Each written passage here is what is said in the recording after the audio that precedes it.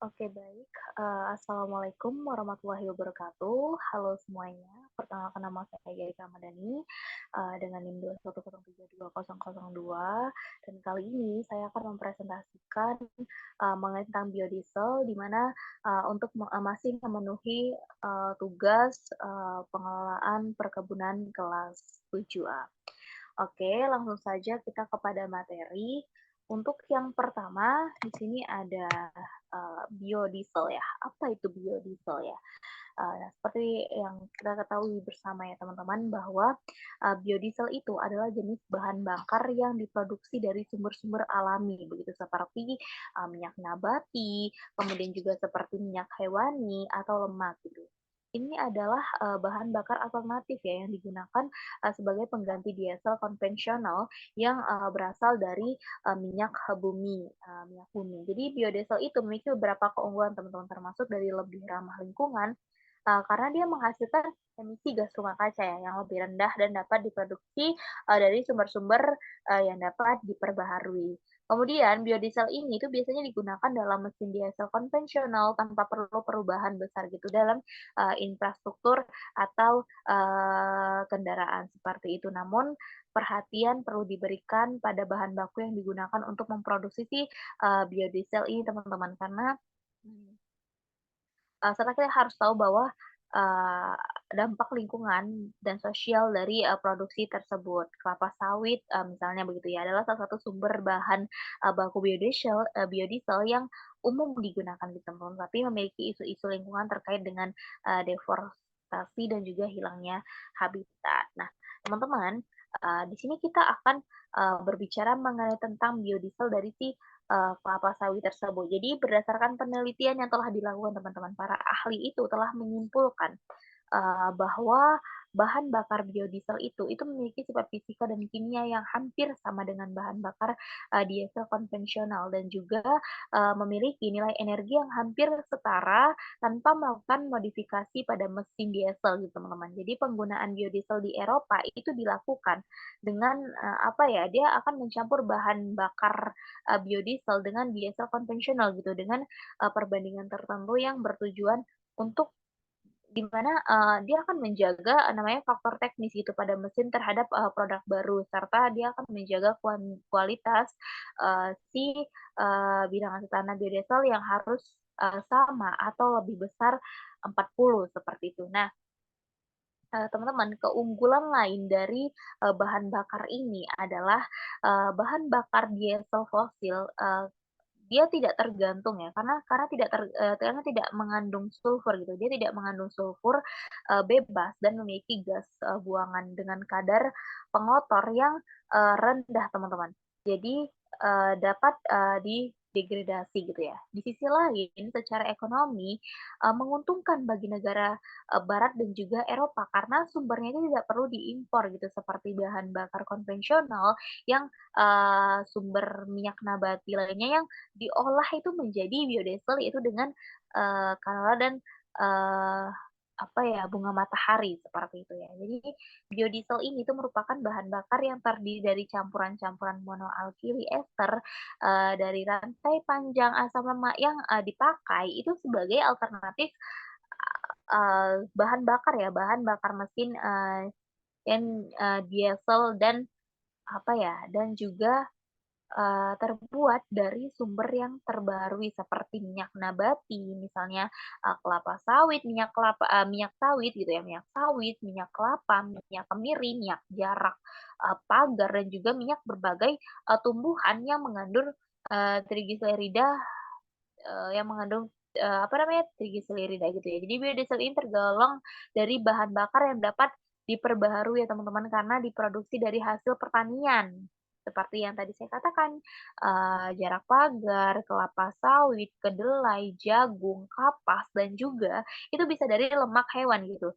Penggunaan biodiesel ini cukup sederhana kawan-kawan, itu dapat, terurai atau, apa ya, disebut dengan biodegradable gitu ya, tidak beracun dan, pada dasarnya dia bebas, kandungan belerang teman-teman atau sulfur. Jadi biodiesel ini tuh memiliki kelebihan dibandingkan dengan, solar, di mana, kelebihannya itu Antara lain, teman-teman bisa lihat ya bahwa dia termasuk, bahan bakar yang dapat diperbaharui. Kemudian dia tidak memerlukan modifikasi mesin, teman-teman. Dia tidak perlu memerlukan modifikasi mesin diesel yang telah ada begitu.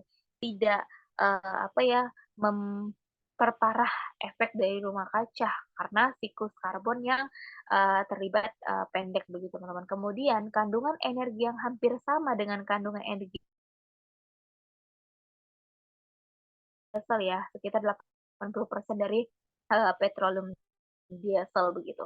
Kemudian juga penggunaan biodiesel itu dapat memperpanjang usia mesin diesel karena dia akan memberikan, lubrikasi gitu lebih, daripada bahan bakar, si, petroleum gitu. Aman juga digunakan karena lebih terurai daripada gula. Kandungan racunnya itu, 10 kali itu lebih rendah teman-teman daripada garam. Dia memiliki flash point yang tinggi yaitu sekitar 200 derajat Celcius, sedangkan bahan bakar diesel petroleum itu flash point-nya itu hanya, sekitar 70% derajat Celcius saja. Bilangan setana yang, lebih tinggi daripada si, petroleum dieselnya. Hasil pembakaran dari si, biodiesel ini itu 90% teman-teman, dia mengurangi total hidrokarbon yang, tidak terbakar, 75 sampai 90% mengurangi senyawa hidrokarbon aromatik gitu ya, secara, signifikan dia mengurangi karbon monoksida dan, 90% dia akan mengurangi resiko kanker begitu. Nah, teman-teman bisa melihat ya, ini adalah reaksi si transesterifikasi minyak nabati menjadi biodiesel, teman-teman. Jadi pada prinsipnya proses pembuatan biodiesel itu sangat sederhana loh. Jadi biodiesel itu dihasilkan melalui proses yang disebut reaksi esterifikasi gitu. Esterifikasi asam lemak bebas atau, reaksi dari si transesterifikasi, trigliserida dengan alkohol dengan bantuan katalis dan dari reaksi ini dia akan dihasilkan metil ester gitu atau etil ester, asam lemak dan juga gliserol pada gambar, di bawah ini teman-teman. Jadi teman-teman bisa lihat ya pada gambar yang, sudah saya, cantumkan di slide-nya bahwa reaksi transesterifikasi minyak nabati itu menghasilkan biodiesel. Itu juga telah dikembangkan teman-teman dengan memanfaatkan yang namanya, enzim lipase ya sebagai katalisnya gitu ya. Jadi penggunaan enzim lipase ini itu sangat menarik untuk dikembangkan karena apa? Karena gliserol, sebagai hasil, samping produksi itu dapat dipisahkan dengan mudah serta pemurnian biodieselnya itu juga sangat mudah dilakukan. Namun demikian teman-teman, dikarenakan biaya produksinya yang cukup tinggi, maka, perkembangannya itu kurang begitu cepat. Tetapi dengan, apa ya, dengan kita menggunakan metode wall cell, biokatalis itu dengan dukungan partikel biomasa, itu telah dapat dilakukan, apa namanya, pembuatan diesel dengan harga yang jauh lebih murah, teman-teman. Nah, selanjutnya di sini teman-teman bisa lihat di sini ada reaksi transesterifikasi ya, teman-teman. Nah, ini dia adalah mekanisme, transesterifikasi dengan katalis asam dari minyak nabati. Nah, reaksi dari si, transesterifikasi ini merupakan, ini teman-teman, reaksi antara si, gliserida dengan alkohol dan, katalis yang membentuk metil ester asam lemak. Paham Mbak ya? Paham ya? Dan, gliserol sebagai produk samping begitu teman-teman ya, tersensterifikasilah minyak nabati dengan katalis asam. Itu bisa teman-teman lihat, gambarnya ini nih yang saya cantumkan ya teman-teman ya. Jadi gambar di yang saya cantumkan, jelas ya, dapat dijelaskan ya bahwa apa, asam si karboksilat itu dapat terbentuk karena adanya reaksi karbokasi tahap 2 dengan adanya air, dalam campuran reaksi tersebut. Nah, hal inilah yang mendasari teman-teman bahwa transesterifikasi dengan katalis asam itu harus berlangsung tanpa adanya air begitu ya. Jadi kehadiran air itu malah akan menurunkan hasil dari si alkyl ester begitu teman-teman. Contohnya, katalis asam adalah H2SO4 gitu kan, yang memberi konversi, tinggi, tetapi reaksinya itu berlangsung lambat, lebih dari 3 jam, dan memerlukan suhu di atas, 100 derajat Celcius gitu. Jadi transverifikasi dengan katalis basa pada umumnya itu berlangsung lebih cepat teman-teman, daripada katalis si asam. Karena reaksinya itu, apa ya, berlangsung searah gitu ya. Minyak itu tidak boleh mengandung air agar reaksinya itu berjalan sempurna dengan katalis basa begitu. Jadi mekanisme reaksi transesterifikasi dengan katalis basa itu ditunjukkan pada gambar yang satu ini teman-teman. Teman-teman bisa lihat ya. Nah, ini dia. Ini adalah apa nih mekanisme dari si transesterifikasi dengan katalis basa teman-teman. Jadi proses yang terjadi selama transesterifikasi dengan katalis basa itu seperti apa? Teman-teman juga bisa lihat nih sudah saya tampilkan ya. Di sini ada abstraksi proton alkohol oleh katalis basa, dia akan membentuk namanya anion alkosida gitu teman-teman. Kemudian adanya penyerapan gugus karboni triglycerida oleh anion alkosida itu akan membentuk zat antara tetrahedral begitu. Kemudian terjadilah penataan ulang membentuk ion di gliserida gitu dan molekul alkyl ester gitu ya teman-teman ya. Kemudian ion digliserida itu tersebut kemudian bereaksi dengan basa, terpontanasilah membentuk digliserida dan katalis basa. Nah, tahapan reaksi ini itu berulang 2 kali teman-teman hingga dia membentuk gliserol dan alkyl ester asam lemak, di mana kondisi proses produksi biodiesel dengan menggunakan katalis basa itu seperti bahwa seperti ini teman-teman. Jadi reaksi itu berlangsung pada temperatur dan tekanan yang rendah ya. Dia 150 derajat sampai dengan 20 begitu ya teman-teman PSI ya. Dia akan menghasilkan konversi gitu yang tinggi, yaitu sebesar 98% dengan waktu reaksi dan terjadinya reaksi samping yang minimal begitu teman-teman. Jadi konversi langsung itu menjadi terus konversi langsung itu menjadi biodiesel tanpa namanya tahap intermediate gitu teman-teman. Kemudian juga tidak memerlukan konstruksi peralatan yang mahal, teman-teman. Jadi secara umum pembuatan biodiesel itu adalah sebagai berikut. Katalis dan stearin itu dimasukkan ke dalam reaktor gitu kan. Kemudian dia akan dialirkan gitu. Dialirkan metanol hasil destilasi ke bagian bawah si reaktor gitu. Katalis yang umum digunakan adalah natrium hidroksida atau namanya caustic soda gitu. Jadi campuran bereaksi pada temperatur 150 derajat F gitu ya, selama 1 sampai 8 jam dengan pengadukan yang kuat ya teman-teman ya. Katalis yang ditambahkan itu harus cukup untuk mengkatalis reaksi dan juga bereaksi dengan asam lemak bebas begitu teman-teman. Jika kandungan asam lemak bebas terlalu tinggi ya, lebih dari 0,5 persen ya, sampai dengan 1% atau jika terdapat air dalam reaksi, sabun akan terbentuk dengan terlebih dahulu membentuk emulsi ya teman-teman, emulsi dengan metanol dan minyak begitu, sehingga reaksi metanolisis tidak dapat terjadi teman-teman. Karena itulah minyak yang digunakan itu harus diolah sedemikian rupa. Untuk apa? Ya untuk membuang asam lemak bebas dan semua laju umpan masuk dijaga agar bebas air. Biasanya juga, dalam pembuatan biodiesel itu digunakanlah metanol, berlebih supaya minyak ataupun lemak yang digunakan terkonversi secara, total teman-teman, yang membentuk ester gitu. Jadi kelebihan metanol ini itu dapat dipisahkan guys dengan proses destilasi begitu ya. Nah, metanol yang dapat diperoleh kembali ini dapat digunakan untuk apa? Untuk proses pembuatan biodiesel selanjutnya. Pada tahap ini itu juga perlu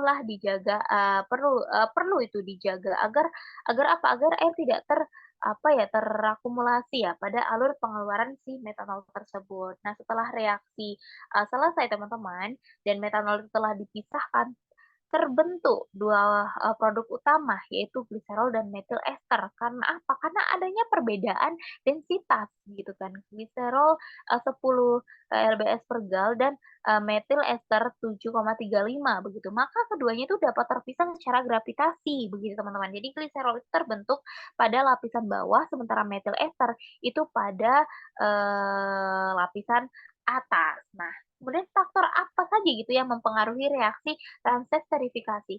Kita lihat teman-teman, ada namanya faktor lama reaksi gitu ya. Lama reaksi, semakin lama waktu reaksi, semakin banyak produk yang dihasilkan, karena keadaan ini itu akan memberikan kesempatan loh terhadap molekul-molekul reaktan untuk, bertumbukan begitu ya, satu sama lain. Namun, setelah kesetimbangan tercapai, tambahan waktu reaksi tidak mempengaruhi reaksi teman-teman. Kemudian yang kedua itu ada rasio, perbandingan alkohol dengan minyak.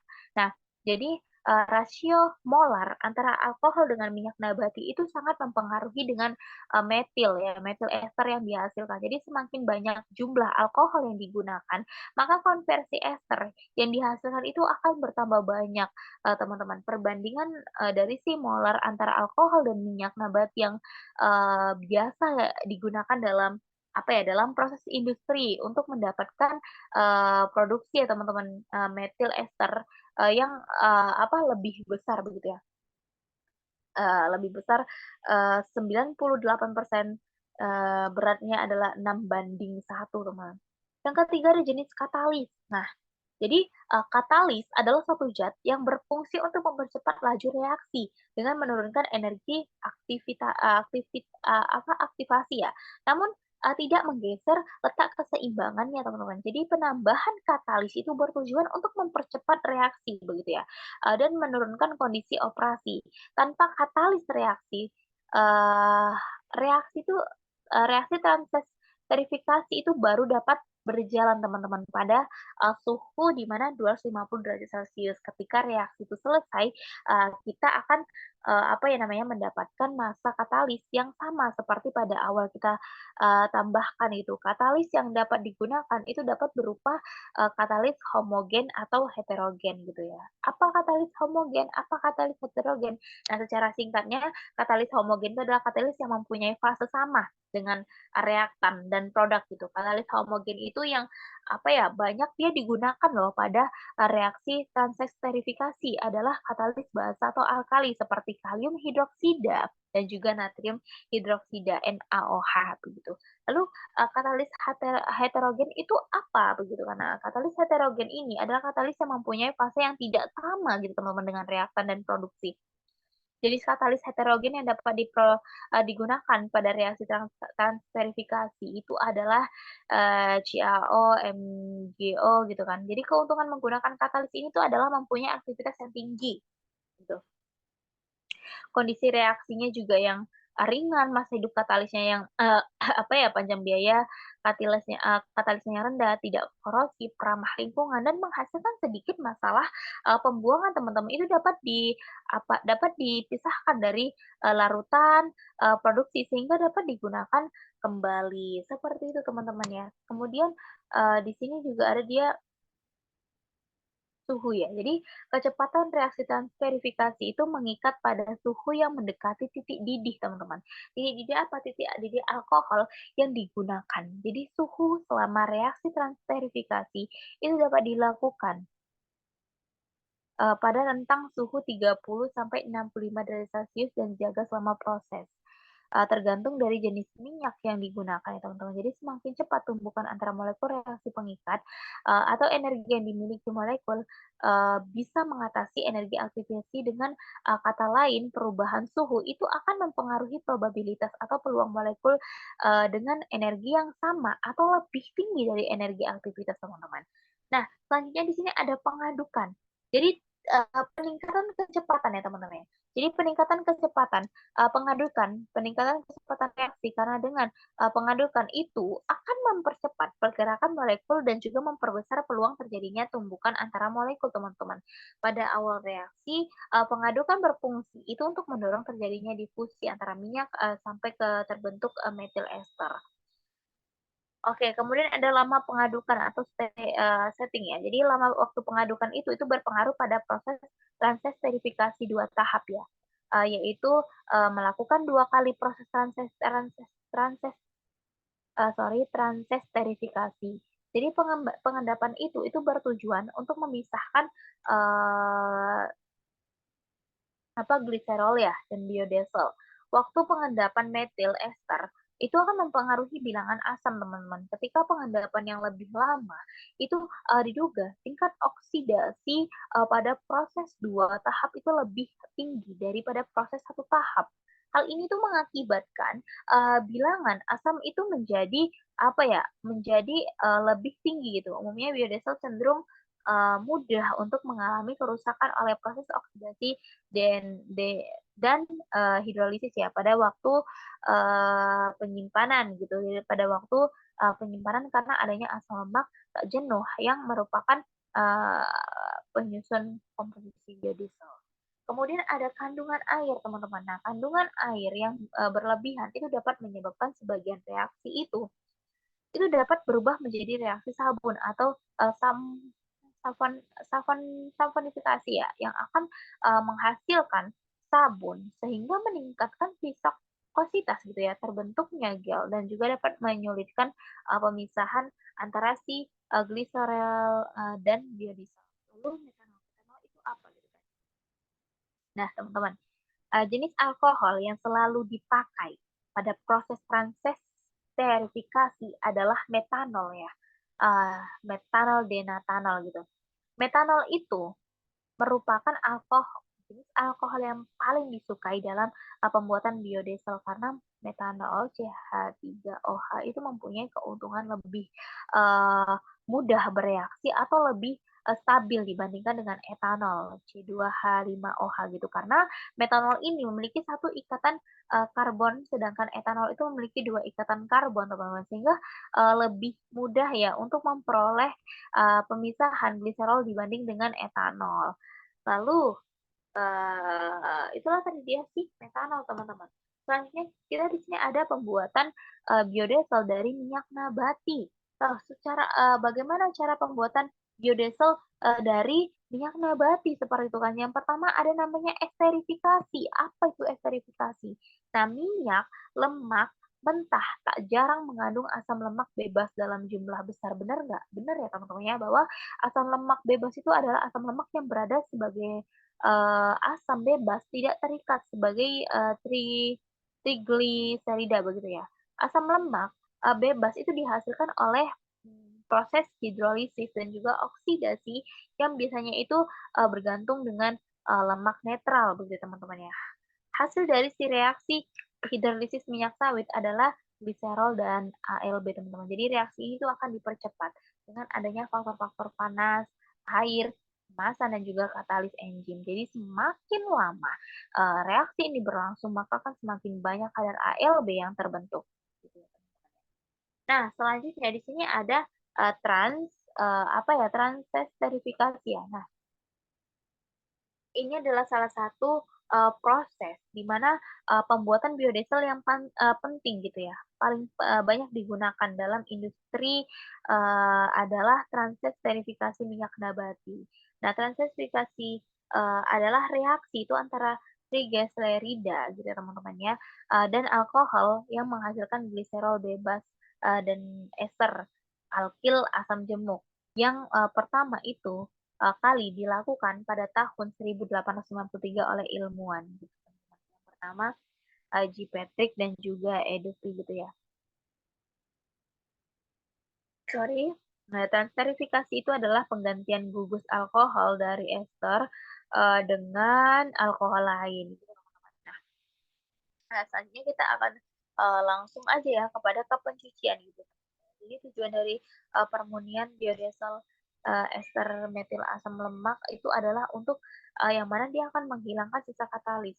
Nah, sisa gliserol dan ion logam sebagai sabun gitu ya. Ketiga zat, pengotor, tadi itu lazim berada pada fase ester metil asam lemak ketika, pemisahannya itu dengan, fase gliserol gitu ya. Jadi sisa katalis itu sebagai hidroksidanya teman-teman ataupun metoksida, itu masih tertinggal ya, masih tertinggal pada ester metil asam lemak setelah, proses pemisahan fase gliserol dan fase ester, metil harus, dihilangkan karena akan menyebabkan apa? Menyebabkan kerusakan yang, berupa, korosi pada pompa, teman-teman, injeksi dan berbagai bagian sistem bahan bakar. Sisa katalis ini itu mengakibatkan ester metil itu, asam lemak itu akan bersifat basa yang seharusnya netral atau dengan, apa ya, keasaman 0,5 gitu ya, teman-teman ya. Nah, selanjutnya di sini ada pengeringan. Nah, pengeringan biodiesel. Apa itu pengeringan biodiesel? Nah, angka pemurnian selanjutnya itu adalah pengeringan, yaitu pemisahan ester ya. Pemisahan ester metil asam lemak dari air dan metanol yang tersisa ketika proses pencucian atau biodiesel ester asam lemak itu dipanaskan selama 60 derajat Celcius dan divakum selama 30 menit begitu teman-teman.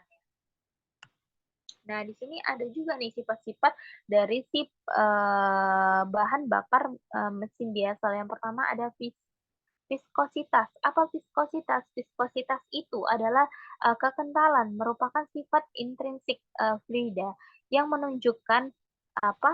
Yang menunjukkan resistensi gitu ya fluida terhadap alirannya. Karena gesekan di antara di dalam bagian cairan yang berpindah dari satu tempat ke tempat yang lain itu akan mempengaruhi pengaturan bahan bakar dengan injeksi pada ruangan pembakaran. Akibatnya dia akan terbentuk pengendapan pada mesin loh teman-teman. Jadi viskosis ini yang tinggi atau apa ya fluida yang masih lebih apa ya lebih apa namanya lebih apa sih jika dikatakan lebih lambat ya, sehingga proses derajat atomisasinya itu, bahan bakar akan terlambat pada, ruang bakar. Untuk apa teman-teman? Ya untuk mengatasi hal ini tuh perlu dilakukan, proses kimia, yaitu proses transesterifikasi untuk menurunkan nilai, viskositas minyak nabati itu sampai mendekati, viskositas, biodiesel standar gitu kan. Nah seperti itu. Selanjutnya di sini ada densitas ya teman-teman ya. Densitas itu adalah rapat massa ya. Jadi massa jenis menunjukkan perbandingan massa volume, persatuan volume gitu. Karakteristik ini itu teman-teman berkaitan dengan nilai kalor dan juga yang dihasilkan oleh mesin diesel, persatuan volume bahan bakar, kerapatan suatu fluida dapat didefinisikan sebagai massa persatuan volumenya. Begitu teman-teman ya. Kemudian juga di sini ada titik kabut nih. Titik kabut, Cloyd point dan titik tuang, Fourier point gitu ya. Jadi titik kabut ini adalah temperatur saat bahan bakar itu mulai tampak berkeruh teman-teman, bagaikan kabut ya. Hal ini tuh terjadi karena apa? Karena munculnya kristal-kristal padatan di dalam bahan bakar gitu. Meski bahan bakar itu masih dapat mengalir pada suhu ini. Eee, keberbada eee, keberada keberadaan kristal gitu ya teman-teman ya, dalam bahan bakar itu dapat mempengaruhi loh, kelancaran aliran bahan bakar di dalam, filter, pompa dan injektor tersebut. Nah pada umumnya, eee, jika kita mengkaji bahwa permasalahan pada aliran bahan bakar terjadi itu pada temperatur, di antara titik kabut dan, titik ini ya, titik tuang. Pada dasarnya pada saat keberadaan kristal itu mulai mengganggu proses filtrasi bahan bakar. Oleh karena itu digunakanlah metode pengukuran yang lain. Untuk apa? Untuk mengukur performansi bahan bakar pada temperatur rendah ya teman-teman ya, pada temperatur rendah yakni Coldfield, Fogging Point di Amerika Utara itu namanya standar ASTM itu juga pada dan seterusnya. Kemudian di sini juga ada bilangan iode gitu kan. Bilangan iode ini menunjukkan tingkat ketidakjenuhan atau banyaknya ikatan rangkaian asam lemak, penyusunan biodiesel, dan kandungan senyawa asam lemak tak jenuh gitu kan, meningkatkan performa biodiesel pada temperatur rendah karena senyawa ini teman-teman itu memiliki lelah melting point ya yang lebih rendah gitu ya sehingga berkorelasi terhadap apa ya Food, vendor, poin yang rendah begitu. Kemudian juga ada kadar air dan juga angka setehanannya. Kadar air itu adalah minyak merupakan salah satu tolak ukur ya teman-teman ya. Tolak ukur mutu minyak itu makin kecil kadar air dalam minyak, maka mutunya itu akan makin baik loh teman-teman. Hal ini dapat memperkecil yang namanya kemungkinan kinerjanya terjadi reaksi hidrolisis yang dapat menyebabkan kenaikan kadar asam lemak, kadar asam menurunkan apa ya, kadar air ya, kadar, panas berbusa dan bersifat kadar asam lemak bebas, kandungan air dalam bahan bakar itu dapat juga loh, menyebabkan apa, menyebabkan, turunnya panas berbusa dan, bersifat, korosif jika bereaksi dengan, sulfur karena akan membentuk asam, teman-teman. Kemudian ada angka setana. Nah, angka setana ini adalah ukuran kecepatan bahan bakar diesel, yang dijelaskan, diinjeksikan, ke ruang bakar itu bisa terbakar, teman-teman, bisa terbakar secara spontan setelah tercampur dengan udara. Nah, angka dari si, setana, pada bahan bakar mesin diesel ini memiliki pengertian yang, berkebalikan ya dengan, angka si oktan, pada bahan bakar mesin gitu ya. Semakin cepat suatu bahan bakar diesel itu, terbakar, setelah diinjeksikan ke dalam ruang bakar, semakin baik atau tinggi angka, setana dan bahan bakar tersebut, teman-teman. Nah, itulah dia teman-teman angka setananya, teman-teman. Kemudian juga, teman-teman bisa, apa ya, kita bisa tahu ya bahwa biodiesel itu tuh merupakan bahan bakar yang terdiri dari campuran monoalkil yang setelah saya katakan tadi gitu. Dari rantai panjang asam lemak yang dipakai, sebagai alternatif bagi apa, sebagai alternatif, bagi bahan bakar mesin diesel dan, terbuat dari sumber terbaru teman-teman seperti minyak nabati misalnya. Nah, di sini ada proses, apa ya, prosedur, kelapa sawit ya teman-teman ya, produksi, kelapa sawit begitu. Nah, di sini ada bahan bakunya, eee, sebentar ya teman-teman ya, kita baguskan terlebih dahulu untuk, kameranya. Oke, terima kasih guys. Oke, jadi bahan bakunya itu ada minyak kelapa sawit. Nah, proses produksi biodiesel kelapa sawit itu, tahapnya apa saja gitu kan, setelah saya jelaskan tadi tahap-tahap yang tadi ya teman-teman ya. Jadi, tahap dari si, produksi biodiesel kelapa sawit itu yang pertama ada transesterifikasi teman-teman. Nih, tahap pertama itu transesterifikasi yang saya jelaskan tadi dan kemudian sifat dan kualitas biodiesel kelapa sawit itu adalah viskositas ya, kemudian densisitas dan, kemudian titik beku teman-teman. Keuntungan biodiesel kelapa sawit apa sih? Yang pertama dia sebagai sumber, terbarukan, kemudian dia sebagai, apa, reduksi emisi gas rumah kaca teman-teman, seperti yang saya jelaskan tadi. Dia juga pengurangan emisi partikulat ya. Tantangan dan kontroversinya apa saja? Jadi ada namanya deforestasi teman-teman, dan kehilangan habitat. Itu kalau dari si, dari si, apa, biodiesel kelapa sawit ya teman-teman. Kemudian juga ada yang namanya masalah sosial. Nah, standar regulasi dan, penggunaan, biodiesel kelapa sawit begitu ya teman-teman ya. Nah ini dia, untuk, apa, biodiesel ya dari kelapa sawit itu sendiri bahwa, biodiesel itu, merupakan bahan bakar yang terdiri dari, campuran monoalkil ya teman-teman, ester, kemudian juga, ini sudah dilakukan juga, penelitian oleh para ahli teman-teman. Nah, ya sampai situ, dulu untuk penjelasan terhadap proses produksi, biodiesel, dari si, kelapa sawit teman-teman. Apabila, dalam pengucapan saya ada yang salah atau ada yang kurang bagus atau ada yang kurang baik dan kurang jelas, saya memohon maaf teman-teman karena saya di sini juga dalam proses belajar, kita sama-sama belajar jadi, saya perlu perbaikan, terhadap hal itu. Nah, apabila ada kata-kata yang salah atau kurang dimengerti, kurang baik dan juga kurang benar, kurang jelas begitu ya, saya meminta maaf dan, saya akhiri, assalamualaikum warahmatullahi, wabarakatuh.